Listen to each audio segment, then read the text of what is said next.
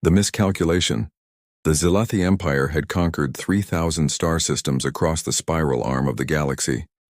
Their method was simple, brutal, and had never failed. Strike from orbit, destroy major infrastructure, and watch as the surviving population surrendered within days. They had perfected this strategy over millennia, their massive dreadnoughts hanging in the skies of countless worlds like harbingers of doom. No species had ever mounted an effective resistance once the orbital bombardment began. That was until they found Earth. Commander Vexhar stood on the bridge of his flagship, studying the blue and green sphere rotating slowly before him. His forearms crossed behind his elongated torso, as his compound eyes analyzed the tactical data streaming across the holographic displays. Earth's technology seemed laughably primitive by Zalathi standards. Their spacecraft were bulky, slow, and numbered barely in the hundreds. Their satellites were basic communication relays and observation platforms. The planet's surface showed sprawling cities with no visible shield generators or orbital defense platforms. The tactical assessment had taken less than 3 cycles to complete. Earth would fall within a standard rotation, perhaps 2 if the humans proved more stubborn than expected.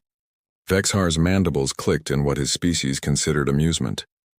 The humans had been broadcasting radio signals into space for barely 200 of their years, practically announcing their presence to any predator species that might be listening.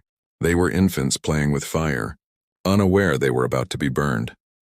What Vexhar didn't know, what none of the Zalathi knew, was that humanity had been preparing for this moment since they first looked up at the stars and wondered if they were alone. Every science fiction story, every alien invasion movie, every late-night conversation about what humanity would do if aliens arrived had been rehearsal for this moment. Earth's governments had contingency plans filed away in secured bunkers, updated yearly by teams of strategists who hoped they would never be needed. The invasion began at dawn over the Pacific Ocean. Zalathi dropships descended through Earth's atmosphere like falling stars, their heat shields glowing orange against the morning sky. Military installations worldwide tracked their descent, but no missiles rose to meet them. No fighter jets scrambled to intercept. To the Zalathi, it looked like paralysis or surrender. In reality, it was patience. General Sarah Chen watched from the command center buried 200 meters beneath Cheyenne Mountain. The screens around her showed the alien craft landing in predetermined zones outside major population centers. Her fingers drummed against the metal table as she watched the red dots multiply across the global map. Beside her, representatives from Russia, China, the European Union, and a dozen other nations waited in tense silence. They had rehearsed this moment 1,000 times in secret joint exercises that the public never knew about. The Zalathi ground forces that emerged from the dropships were impressive. 3 meters tall, covered in chitinous armor that seemed to shimmer in the sunlight, they moved with a predatory grace that spoke of countless successful invasions. Their plasma weapons could vaporize a human in seconds, and their personal shields could deflect most projectile weapons. They marched toward the cities expecting token resistance at best. They found empty streets instead. In New York, London, Beijing, Moscow, and every other major city, the evacuation had been swift and organized. Civilians had disappeared into subway systems, sewers, and bunkers that had been quietly reinforced over decades. What the Zalathi didn't understand was that humanity had been building downward for generations. Every city on Earth was merely the visible tip of an iceberg, with vast networks of tunnels, maintenance corridors, and emergency shelters extending deep underground. Private Marcus Thompson crouched in a maintenance tunnel beneath Chicago, his rifle trained on a grate that opened onto Michigan Avenue. Through his scope, he watched the Zalathi warriors stride confidently down the empty street, their heads swiveling as they searched for targets. His earpiece crackled with coordinated chatter from units positioned throughout the tunnel system. They were all waiting for the same signal. The Zalathi commander on the ground, a veteran named Krextor, felt unease creeping through his exoskeleton. In 300 invasions, he had never seen cities this empty. His scouts reported no life signs in the buildings, no heat signatures in the vehicles abandoned on the streets. It was as if 8 billion humans had simply vanished. He ordered his troops to spread out, to search every building, every basement. That was his first mistake. The signal came at 14 hours Earth Standard Time.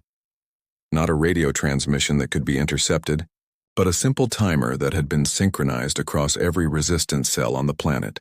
In that instant, humanity's true nature revealed itself. Explosions rocked the Zalathi positions simultaneously across the globe. Not from above, where they expected attacks to come from, but from below. Shaped charges detonated beneath alien formations, opening sinkholes that swallowed entire squads. Thermite burned through their equipment depots. IEDs constructed from materials so primitive, the Zalathi sensors hadn't even registered them as threats tore through their ranks. But the explosions were just the beginning. From every sewer grate, every subway entrance, every basement window, human soldiers emerged.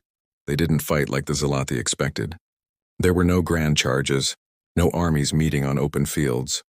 Instead, they struck from shadows, fired from concealed positions, and disappeared back into the earth before the aliens could respond. The humans had learned something from their own history that the Zalathi never considered. Every guerrilla war, every resistance movement, every underground fighter who had ever stood against a superior force had taught the same lesson. You don't fight the enemy's war, you make them fight yours. Specialist Jennifer Rodriguez squeezed through a ventilation shaft barely wide enough for her shoulders. Below, she could hear the frustrated clicks and hisses of a Zalathi patrol that had been chasing shadows for 3 hours. She reached the predetermined position and carefully placed the device her team had assembled from mining equipment and stolen Zalathi power cells. It wasn't elegant, but it would work. The Zalathi quickly learned that their personal shields, designed to stop high-velocity projectiles and energy weapons, did nothing against the crude weapons the humans employed.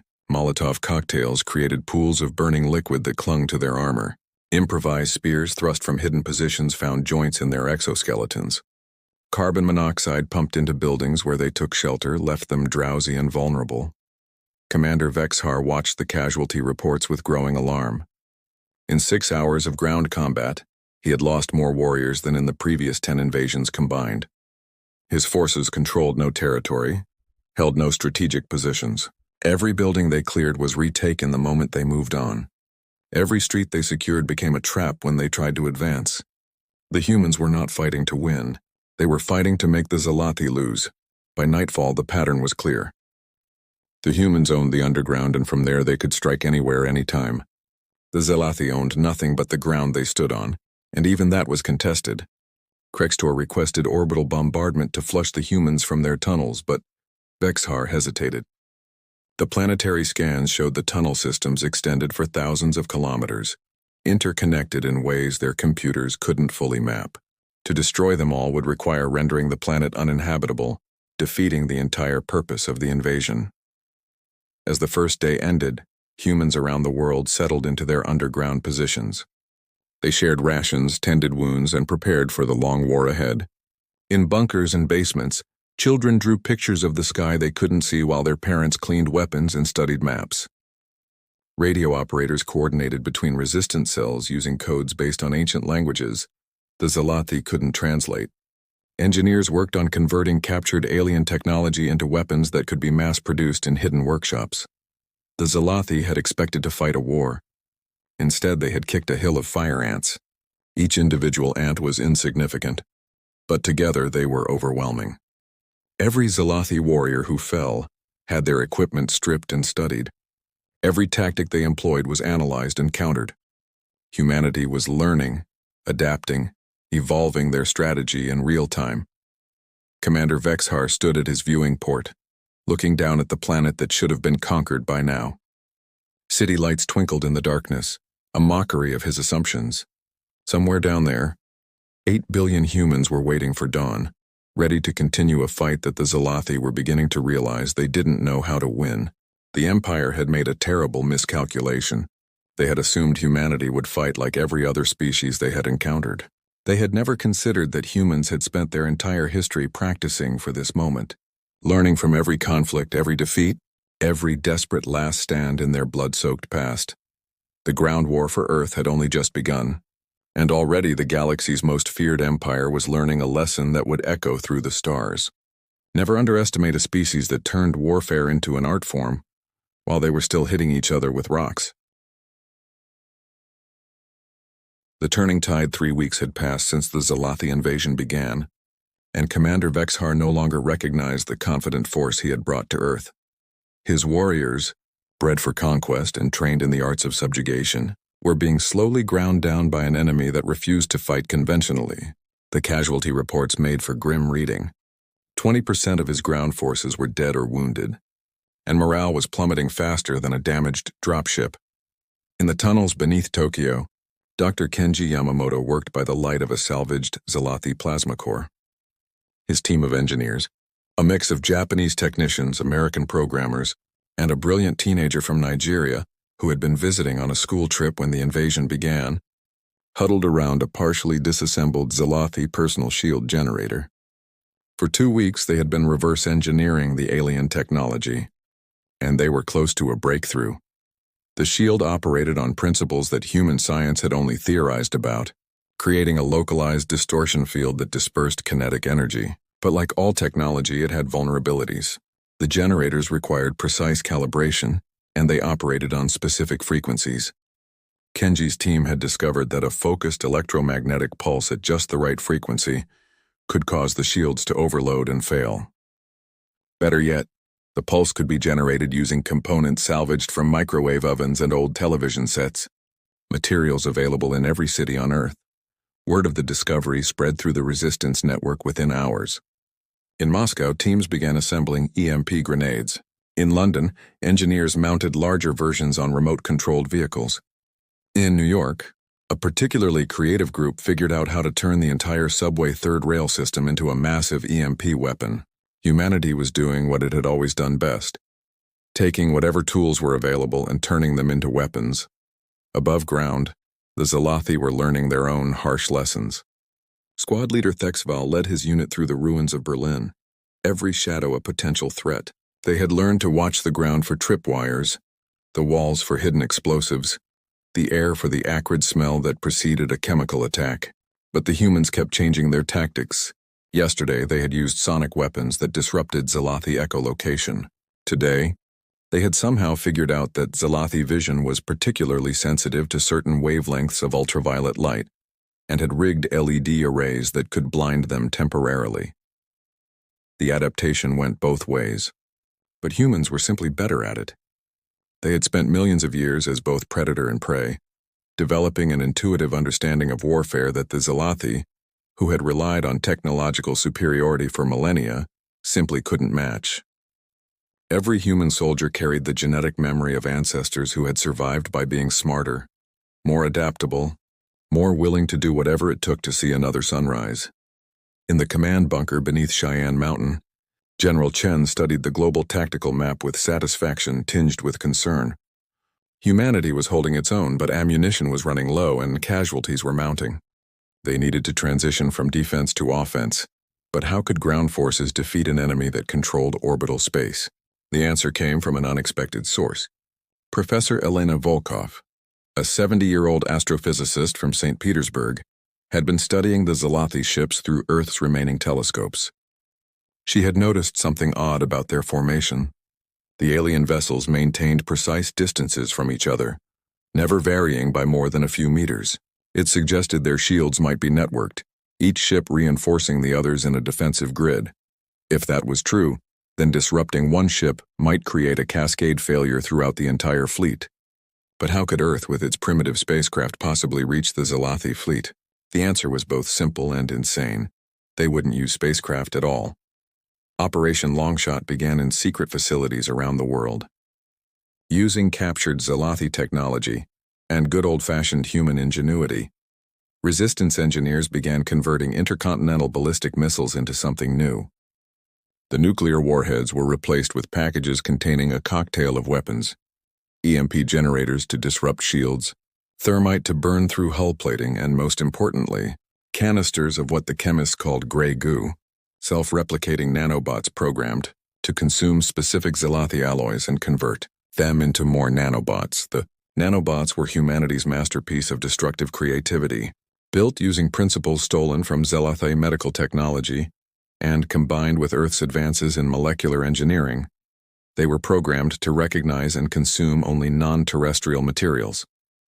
They would eat through a Zalathi ship while leaving Earth technology untouched. It was elegant, terrifying, and exactly the kind of weapon that only a species backed into a corner could create. Meanwhile, the ground war had taken on a new dimension. Resistance cells worldwide had begun coordinating their attacks, striking multiple targets simultaneously to overwhelm Zalathi response capabilities.